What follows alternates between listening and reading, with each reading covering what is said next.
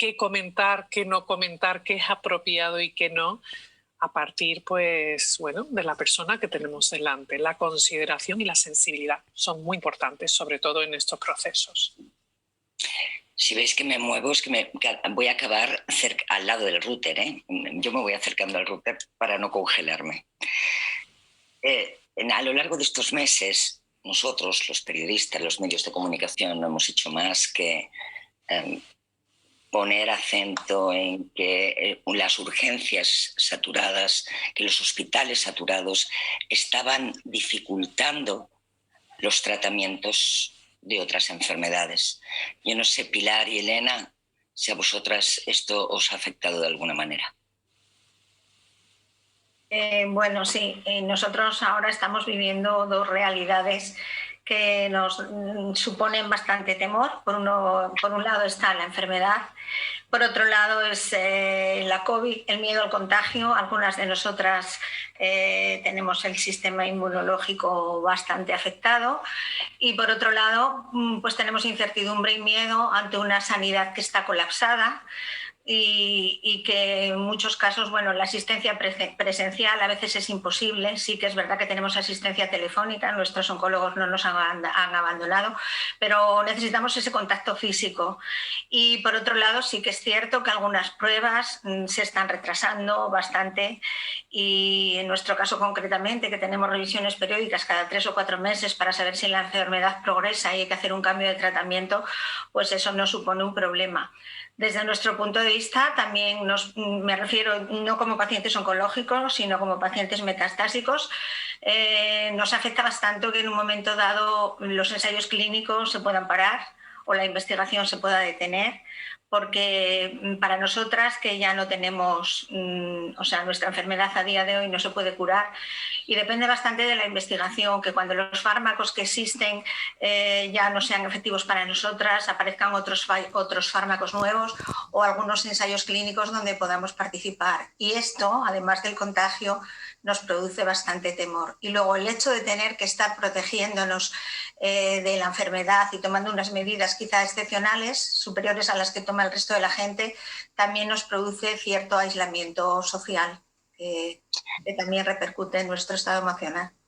Desde luego. Elena, no sé si estoy errada, ¿a ti te diagnosticaron en tiempo de confinamiento?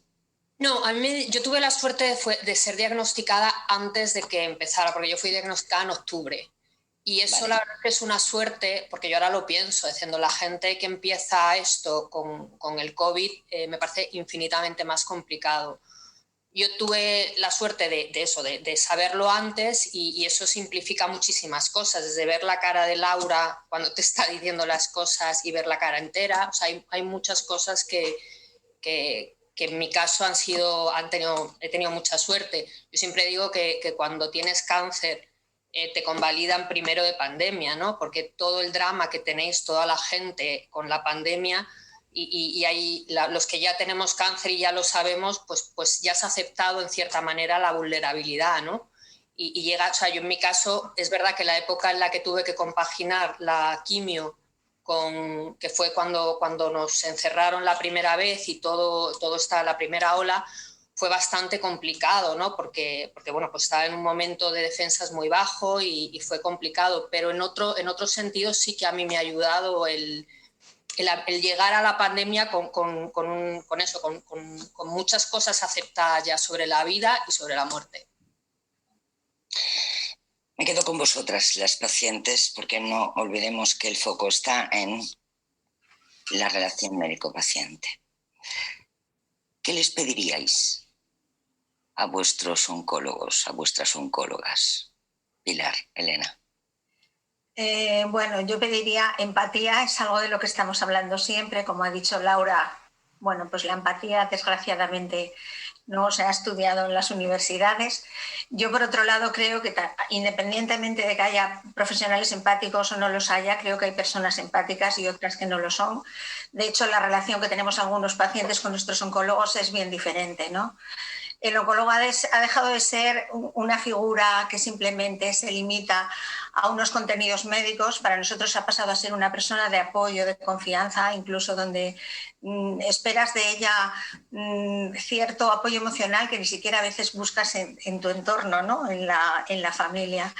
Sí que es cierto que para ellos es una situación complicada. Es muy fácil cuando tienes que dar buenas noticias y decir que la enfermedad va bien y que todo funciona, pero el hecho de tener que dar malas noticias les sitúa en una situación bastante difícil. Ellos cuentan con una experiencia en este sentido, ¿no? A la hora de conectar con un paciente o de tener una comunicación con ese paciente. Sí que es verdad que algunos pacientes que llevamos tiempo, bueno, pues ya no resulta más fácil. La gente que se inicia con nuevos diagnósticos necesita un tiempo para coger esa confianza y para llegar a ese grado de comunicación. Ahí es donde creo que el oncólogo tiene que tender puentes y tender una mano para hacer ese camino más fácil y que realmente esa persona llegue a tener un grado de confianza absoluto con su paciente, con su oncólogo, perdón. Elena, entiendo que suscribes o añades. Suscribo y añado quizá, recojo una cosa que habéis dicho al principio que me parece muy importante, que en estas situaciones se dan para mí 4 tipos de comunicación: la del médico con el paciente, el propio médico consigo mismo, el paciente consigo mismo y el paciente con el médico. Aunque aquí estemos hablando de la de médico-paciente, que quizás es la más asimétrica, la más desproporcionada, ¿no? Porque da igual cómo seas, que cuando te diagnostican un cáncer te conviertes en una especie como de pollito friolero donde no comprendes nada, todo te aterra y bueno, pues te conviertes un poco en otra persona de repente.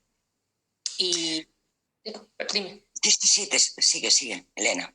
No, y que bueno, pues en el enfoque de la comunicación, y yo tiraba del colegio, pues cuando aprendes lo que es la comunicación, el emisor, el mensaje, o sea, el emisor, el receptor, el mensaje. Aquí el mensaje es duro porque el cáncer no es sinónimo de muerte, pero claramente cuando tienes cáncer dejas de dar la vida, por supuesto, y eso es una cosa que es muy, muy complicada de hacer, porque al final hay una frase de la vida no tiene manual de instrucciones. Bueno, pues si eso es así con la vida, la muerte no nos la envuelve ni con un mal celofán. O sea, es decir, de la muerte no se habla, de la muerte no te prepara nadie. Y por eso es tan importante el código en la comunicación. Y yo creo que el oncólogo debe plantearse que el código es básico y que es donde hay que poner el foco, y es un código cambiante porque cada paciente es un mundo y dentro del paciente vas, lo que decía Pilar, vas evolucionando, o sea, vas aprendiendo, vas adaptándote y incluso en el mismo momento, según el nanosegundo, hay veces que quieres saber, otras veces no quieres saber porque necesitas negar la realidad, porque ya has tenido que asumir mucho. Y quizá el oncólogo, pues el que tenga la flexibilidad de entender en qué momento estás, ¿no? Igual que te mide los neutrófilos, pues el que te mida la capacidad de asimilar, ¿no? Laura se ríe. No, me río. Me río porque, claro, yo soy oncóloga, pero no soy psicóloga. Para eso tengo a mi otra Laura. Es la otra Laura, sí. Claro, entonces es verdad que intentamos ser lo más flexibles posibles y que el mismo mensaje no se lo puedes dar por igual a todas las pacientes que tienes enfrente, pero recordar que en la primera consulta, cuando entráis en la consulta, es muy difícil adivinar cómo va a ser la persona que tengo sentada enfrente. Muy difícil. Con lo cual, a veces, claro, partimos de la misma apertura y conforme vais reaccionando, pues a lo mejor vamos cambiando las estrategias, pero aún así tenemos muy poquito tiempo. Y eso que creo que uno de los graves problemas que tenemos en oncología es que puede que no le dediquemos el tiempo suficiente a las mujeres o a las pacientes en este caso, porque las consultas están sobrecargadas. No es una excusa que quiero poner. Estoy intentando que entendáis el punto de vista de los oncólogos o de las oncólogas. Con lo cual, y ahora, todavía más en época COVID, todavía es más difícil, que es lo comentamos, porque a todo esto hay que sumarle la mascarilla, que es lo que tú decías el otro día, Olga, que es que los ojos, o no me acuerdo quién lo comentaba, los ojos no sirven, ¿sí? No es suficiente. Tampoco puedo tocar, que yo creo que eso es algo que se agradece mucho, el tocar, un gesto en algún momento de cercanía. Entonces, realmente se complica en época COVID. Laura Estevez, ¿sacarías la mesa de la consulta? Sí, yo sí la sacaría, pero no sé cómo se lo tomaría la mujer que tengo enfrente. Sí, porque creo que la mesa pone mucha distancia y creo que para la relación médico-paciente en oncología yo creo que no es bueno. A lo mejor lo ideal sería una mesa de estas que se sube y se baja, de tal manera que la tengo subida y si veo que la persona de enfrente no le gusta, pues abajo, ¿no? Pero de alguna manera innovar, sí, está claro que hay que cambiar. No sé qué le parece a Laura Rojas lo de la mesa. Laura.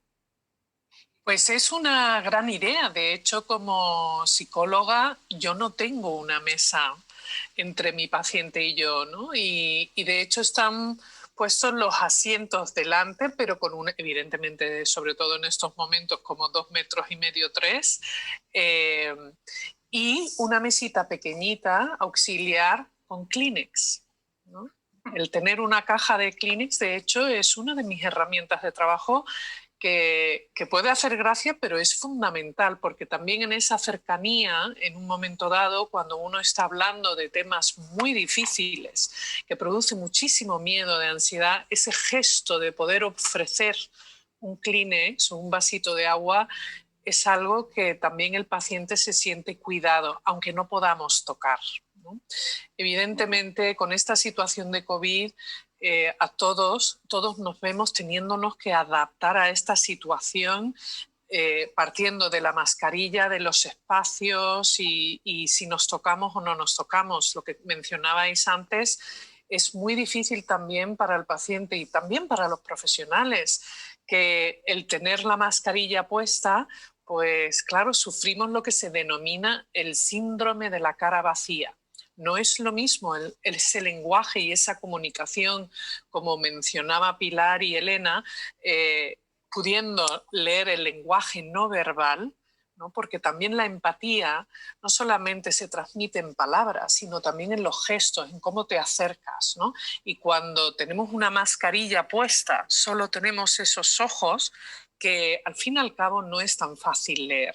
Pero cuando podemos ver la cara entera o los movimientos de manos es muy diferente y nos ayuda. Y de hecho a los profesionales también nos ayuda a poder leer cómo es la otra persona, ¿no? Desde los movimientos, esos microgestos que se denominan, que nos ayudan a entender cómo está la otra persona, si está más o menos asustada, además de preguntar.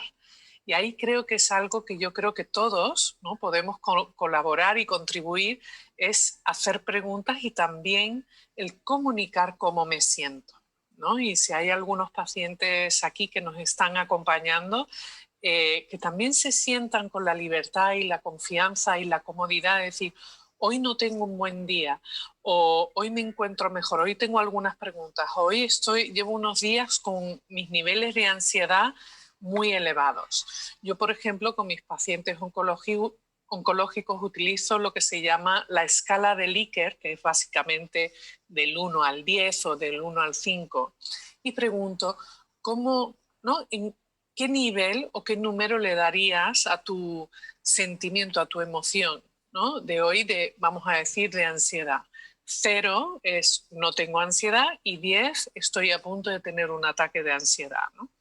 Entonces eso muchas veces nos ayuda como guías, y los profesionales que también estén aquí les animo a que pregunten también a los pacientes, porque los números a veces nos ayudan muchísimo a entender, ¿no?, con una cifra nada más, muchos sentimientos, ¿no?, ya sea el miedo, la ansiedad o incluso la serenidad, ¿no? ¿Cómo te sientes de acompañado?